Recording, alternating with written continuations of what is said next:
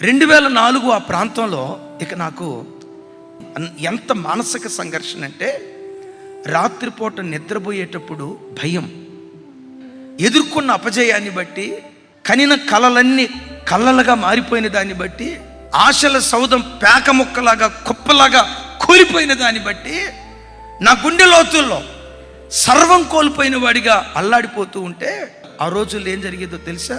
మంచి నిద్రలో ఉన్నప్పుడు సరిగ్గా మధ్యరాత్రి 12:30-1 గంట ఆ ప్రాంతంలో మెలకు వచ్చేది. అంటే పైన ఫ్యాన్ గిరగిరా తిరుగుతూ ఉండేది. సైతాన్ గడు పక్కనే వచ్చి అన్నాడు, ఇంకెందుకురా బ్రతికున్నావు, నువ్వు చేయలేవు సేవ. ఏంటి, వేల కొలది ప్రజలకు దీవెన కారణంగా మారుతావా? నువ్వు సేవ చేయలేవు, ఆత్మలు సంపాదించడం నీ వల్ల కాదు. ఇదిగో నా మాటను, ఫ్యాన్ ఉంది కదా, ఆ గిరగిరా తీరే ఫ్యాన్కి ఉరేసుకొని చచ్చిపో. ఎవరి కోసం నువ్వు బ్రతకాలి? సేవ ఎడితిరిగి చేయలేవు, అలాగని ఉద్యోగానికి నువ్వు వెళ్ళలేవు. నా మాటని నువ్వు చచ్చిపో అని పదే నాకు తెలిసి 3-4 నెలల పాటు రాత్రి అయిందంటే చాలు నాకు భయం అనిపించేది.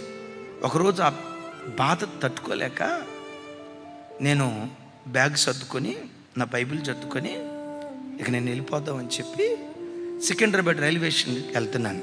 స్టేషన్కి ఎక్కి ఎటో ఒకటి వెళ్దాం, లేదా ఆ వెళ్తూ ఉన్న ట్రైన్లో నుంచి దూకి చచ్చిపోదాం. ఇదే నా ఆఖరి రోజు. నా దేవుని వాక్యం నేను చెప్పలేను, ఇంకెన్నటికీ నేను సావుకుని కాలేను. ఏదో కలలుగంటూ వచ్చా, ఏంటి జీవితం ఇలా అయిపోయింది, ఇదే నా ఆఖరి రోజు అని ఏడ్చుకుంటా సికింద్రాబాద్ రైల్వే స్టేషన్ ఫ్రంట్ ఆ గేట్ దగ్గరికి ఇంకా వెళ్ళలేదు. ఆ లోపే ఏం జరిగిందో నాకు తెలీదు. ఎవరో నా భుజాల మీద పడి, అన్నా నువ్వు చచ్చిపోవటానికి వెళ్ళొద్దన్నా, నువ్వు నిలవబడన్నా, దేవుడు నేను బ్రతికిస్తాడన్నా, దేవుడు నేను వాడుకుంటాడన్నా, నువ్వు అట్లాంటి తొందరపాటు నిర్ణయం చేసుకోవద్దన్నానే.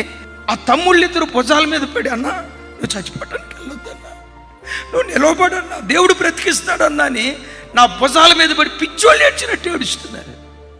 నా తమ్ముళ్ళని అడగలేదు, కానీ నా దేవుడే ఆత్మస్వరూపిగా నన్ను దర్శించి సేవ వదిలిపెట్టి వెళ్ళిపోదాం అనుకున్న నన్ను నా దేవుడు పట్టుకొని మరలా పరిచర్యలోకి నిలవబెట్టాడు, తీసుకొచ్చి పరిచర్యలో నిలవబెట్టాడు. మీలో ఎవరైనా చస్తే బాగుండు, ఎవరి కోసం బ్రతకాలి? ఆత్మహత్య చేసుకుంటే బాగుండు, ఎవరి కోసం జీవించాలి? ఓ తెలియని కలవరంతో ఈరోజు ఈ ఆరాధనకి ఎవరైనా వస్తే, తల్లి కొంతకాలం ఓర్చుకో.